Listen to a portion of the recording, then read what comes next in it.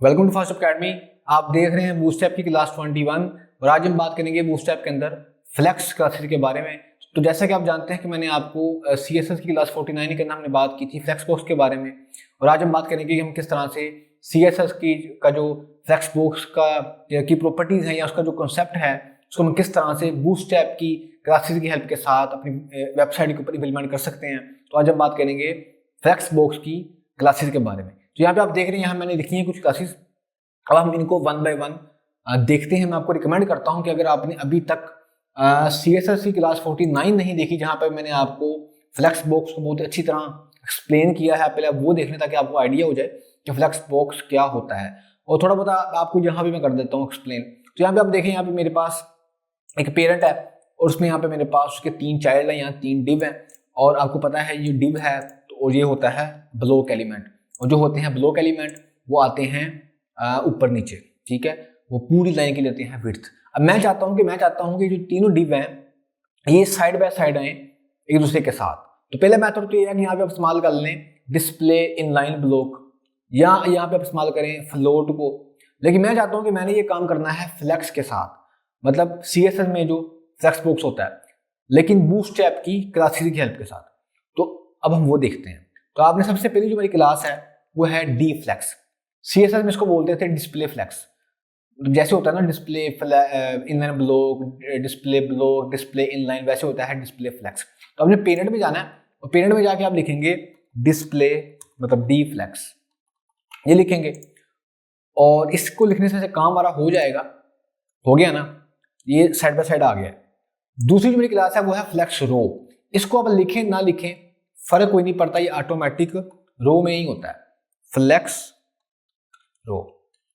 ये देखें, इसका मतलब इसके लिए होता है कि हमारे जो है ना चाइल्ड, हमारे जो डिव है इनको रो में लिखो। तो ये रो में पहले से लिखे हुए हैं, ठीक है। तो इसको अब लिखें ना लिखें बात एक ही है। हाँ, लेकिन अगर आप इसके साथ लिख दें रिवर्स, अब ये मूव कर जाएगा राइट की तरफ। देखा आपने? तो मुझे उम्मीद है कि आपको मेरी बात समझ आ गई होगी, ठीक है। उसके बाद हमारे पास होता है फ्लेक्स रो, रिवर्स हो गया। उसके बाद होता है फ्लेक्स कॉलम। आप चाहते हैं कि आपने इनकी जो है ना डायरेक्शन वो कॉलम वाइज करनी है।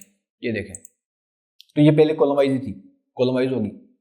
इसी के साथ होता है कॉलम रिवर्स। ये 1 2 3 था ना, ये 3 2 1 हो जाएगा। देखा आपने? आसान है।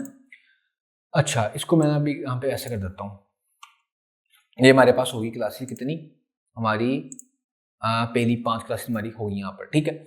ये हमने बात की हुई है हमारी क्लास 49 के अंदर, बहुत अच्छी तरह मैंने आपको एक्सप्लेन किया है। आई थिंक 37 मिनट की वीडियो है वो हमारी क्लास 49 सीएसएस के ऊपर, लिंक भी उसका आ रहा होगा, वहां से आप देख सकते हैं। अच्छा, उसके बाद हम बात करते हैं कि हमने फ्लेक्स बॉक्स की हेल्प के साथ हम किस तरह से अपने कंटेंट को हॉरिजॉन्टली अलाइन कर सकते हैं। तो उसके लिए यहाँ पर 6 से लेकर 11 तक मैंने लिखी है classes. Justify content, centre and start, between, around, इमली, उनके बारे में बात करते हैं, ठीक है। अब मैं यहाँ पर आया और अभी तो मैंने इसको यहाँ पे ऐसे, ठीक है, ये ऐसे कुछ, ठीक है जी। तो हमारी जो पहली क्लास है ना हॉरिजॉन्टल अलाइनमेंट के रिलेटेड, वो है जस्टिफाई कंटेंट स्टार्ट। स्पेलिंग का आपने जरा ख्याल करना है। अच्छा, अभी इस वक्त हमारी जो है ना फ्लेक्स की डायरेक्शन वो रो है। मैंने आपको बताया था यार मैं फ्लेक्स रो लिखूं या ना लिखूं बात एक ही है, ठीक है। तो आप यही समझे मैंने यहाँ रो लिखा हुआ है क्योंकि इस वक्त हमारी जो डायरेक्शन है वो रो है, ठीक है। आप चाहें जो आप यहाँ पर रो रिवर्स भी कर सकते हैं, आप यहाँ पे कॉलम भी कर सकते हैं, कॉलम रिवर्स भी कर सकते हैं। अभी यहाँ पर रो है, ठीक है। अब यहाँ पे लिखा मैंने जस्टिफाई कंटेंट स्टार्ट, इस हमारा कंटेंट स्टार्ट में ही है, पहले से ही लेफ्ट में लिखने लिखी बात एक ही। यहाँ मैं कर देता हूँ एंड, जस्टिफाई कंटेंट एंड, कुछ भी नहीं होगा, मतलब होगा लेकिन वहां चल जाएगा। ये ऐसे ही जैसे था फ्लेक्स रिवर्स में था, लेकिन रिवर्स में इसमें फर्क है। आपको लगेगा कि फ्लेक्स रो रिवर्स और जस्टिफाई कंटेंट एंड सेम है, सेम नहीं है। जस्टिफाई कंटेंट एंड में ये बिल्कुल यहां से यहां जाते हैं, मतलब लेफ्ट से राइट मूव हो जाते हैं।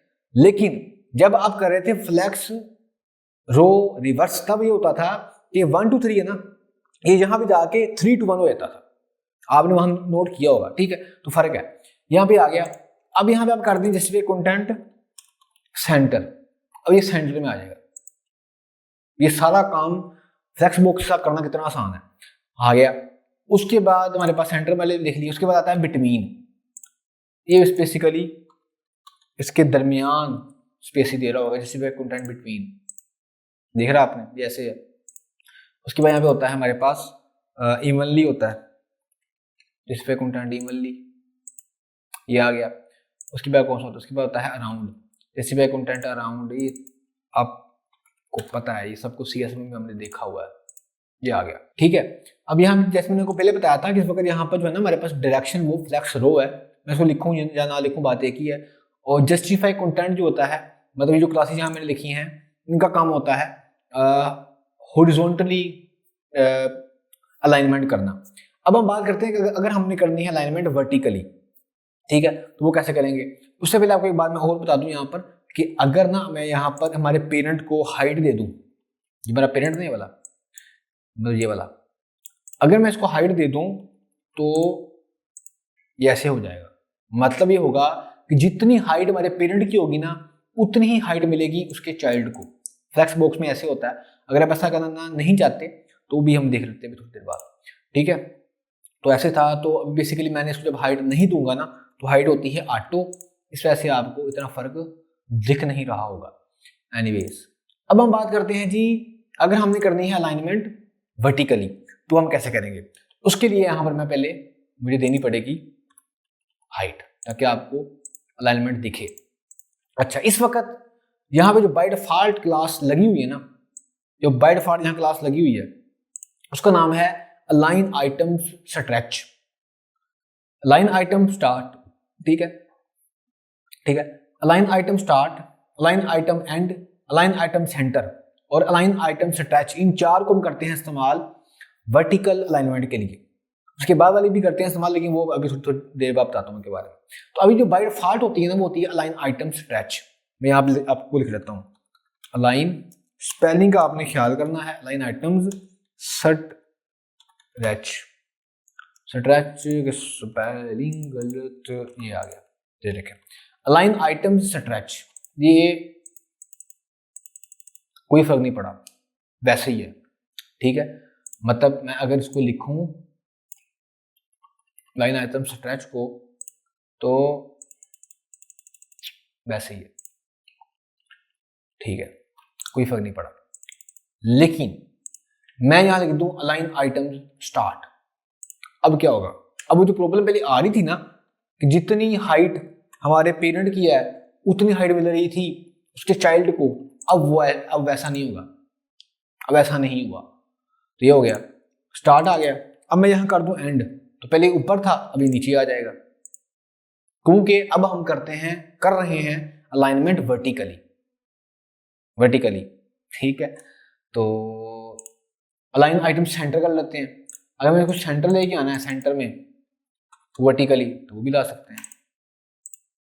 कैसा, अब यहाँ क्वेश्चन होगा सर अगर हमने इसको सेंटर में लेके आना है, इस बॉक्स के बिल्कुल सेंटर में, वर्टिकली भी हॉरिजॉन्टली भी, तो ला सकते हैं। कैसे लाएंगे, यहां पे लिख दें आप जस्टिफाई कंटेंट सेंटर, तो ये बिल्कुल सेंटर में आ जाएगा, क्योंकि आपने जस्टिफाई कंटेंट सेंटर के साथ इसको किया है हॉरिजॉन्टली लाइन सेंटर में, और अलाइन आइटम सेंटर के साथ आपने किया है इसको वर्टिकली लाइन सेंटर में। कैसा हो गया, ये सब कुछ हमने CSS में भी किया हुआ है, ये आ गया जी।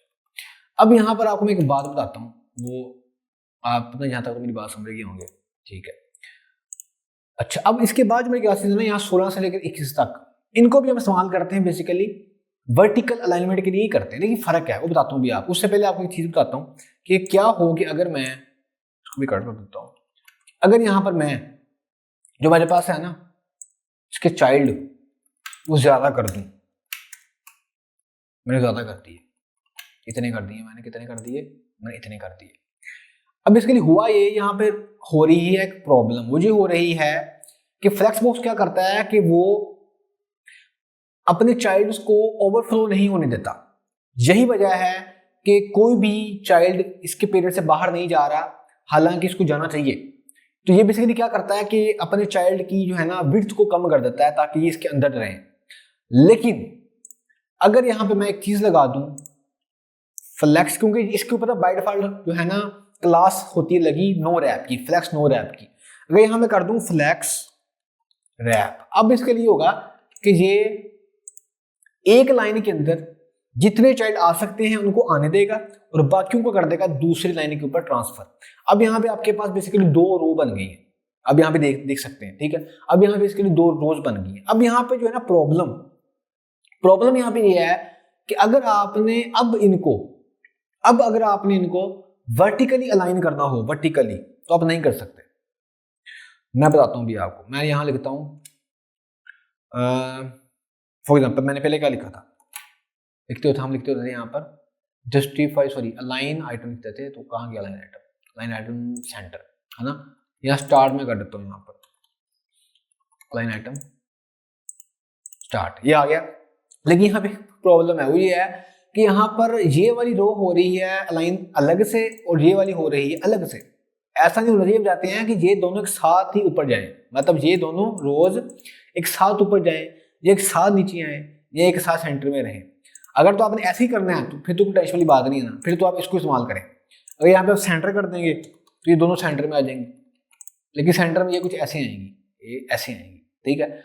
तो अगर आप ऐसा नहीं चाहते, आप चाहते हैं कि अगर आपने रैप को यूज किया हुआ है और आप चाहते हैं कि ये एक दोनों एक साथ रहकर वर्टिकली लाइन हो, तो उसके लिए यहाँ पर आपने अलाइन आइटम को यूज नहीं करना।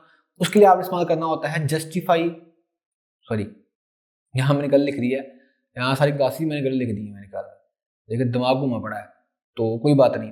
जहां मैंने लिखा है ना यहाँ पे जस्टिफाई, यहाँ पे आना था अलाइन, यहाँ पे आना था align content start, align content and, align content centre. मतलब क्लास 16 से लेकर 21 तक जहां मैंने लिखा है ना जस्टिफाई, यहाँ पर आना था अलाइन, तो कोई बात नहीं। तो ये मैं यहाँ पे ना आपको करके दिखा देता हूँ कि मैं क्या बात करता हूँ। यहाँ लिखूंगा मैं सिर्फ लाइन कंटेंट स्टार्ट, ठीक है। दोबारा आपको बता देता हूँ कि यहाँ पर ना क्लास 16 से लेकर क्लास 21 तक सिर्फ आपने ये ना देखना है अपने माइंड में, क्या लिखा हुआ है अलाइन कंटेंट स्टार्ट, ठीक है।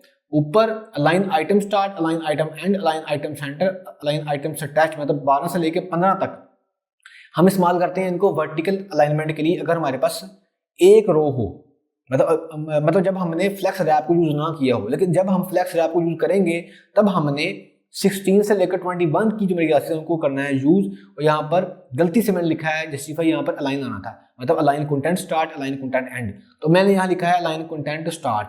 अब क्या होगा कि ये स्टार्ट में दोनों इकट्ठे जाएंगे ऊपर की तरफ। अब ये इसको एक ही कंटेंट समझ के ऊपर लेके जाएगा, हालांकि पहले ऐसा नहीं हो रहा था, पहले इसको अलग से ऊपर लेके जा रहे थे, इसको अलग से। यहाँ मैंने कर दिया लाइन एंड, अब ये दोनों को नीचे लेके आएगा एक साथ। देखा आपने, आसान चीज है ना। तो जिसने CSS देखी है, क्या हुआ सेंटर इसमें था, CSS की क्लास 49 देखी है ना मेरी, उनको ये सब कुछ आ रहा होगा समझ के अंदर, सेंटर में आ गया। इस तरह से आप यहाँ लिख लें फॉर एग्जाम्पल इवनली, तो सॉरी इवनली नहीं लिखना था, यहाँ भी हमने, हाँ ये इवनली से इतना फर्क पड़ता नहीं है यार। अब हम लिखें अराउंड, ठीक है। तो उसके अलावा क्या है, उसके अलावा हमारे पास बिटवीन है, उसको चेक करते हैं।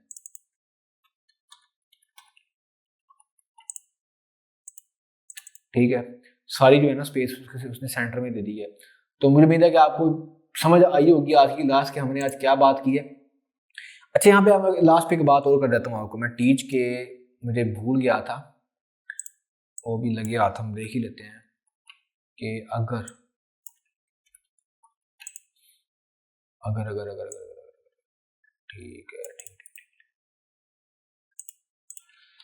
देखें जरा,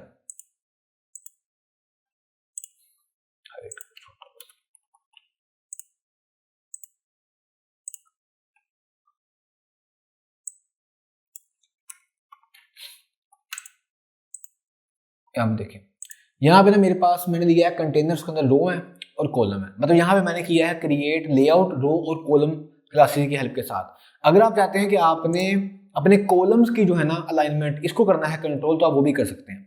तो अगर मैं चाहता हूँ मैंने अपने कॉलम्स को मूव करना है राइट की तरफ, तो बस सिंपल आपने यहाँ लिखना है डिस्प्ले फ्लेक्स और दूसरा आप यहाँ पे इस्तेमाल कर लें, फॉर एग्जांपल फ्लेक्स डायरेक्शन कर लें, या यहाँ मैं कर लेता हूँ फॉर एग्जांपल जस्टिफाई कंटेंट कर लेता हूँ मैं, जस्टिफाई कंटेंट एंड, मतलब ये चला जाएगा राइट की तरफ, चला गया ना।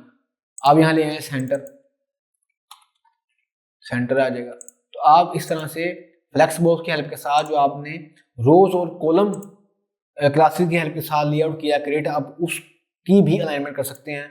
तो बेसिकली आज हमने बात की है फ्लेक्स बॉक्स की उन क्लासेस की जिनकी हेल्प के साथ हम अलाइनमेंट कर सकते हैं वर्टिकली या हॉरिजॉन्टली।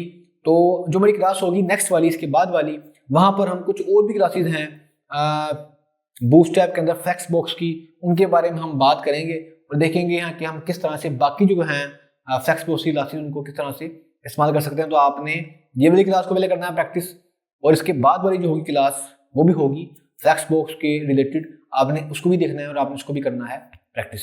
ओके, तो बेसिकली आज हमने बात की बूटस्ट्रैप के अंदर फ्लेक्स बॉक्स क्लासेस के बारे में। तो मुझे उम्मीद है कि अपनी क्लास में के अंदर आई होगी। आपका काम एज यूजुअल वही है कि आपने पहले क्लास कुछ तरह समझना है, फिर आपने करनी है प्रैक्टिस। कोई क्वेश्चन आपका हो तो मुझे आपने लाजमी बताना है। तो आज के लिए इतने ही, मेरा ख्याल रखिएगा अपने चैनल का भी। मिलते हैं बूटस्ट्रैप की क्लास 22 के अंदर। बूटस्ट्रैप की प्रीवियस क्लास देखने के लिए लेफ्ट वाली वीडियो पर क्लिक करें और बूटस्ट्रैप की नेक्स्ट क्लास देखने के लिए राइट वाली वीडियो पर क्लिक करें।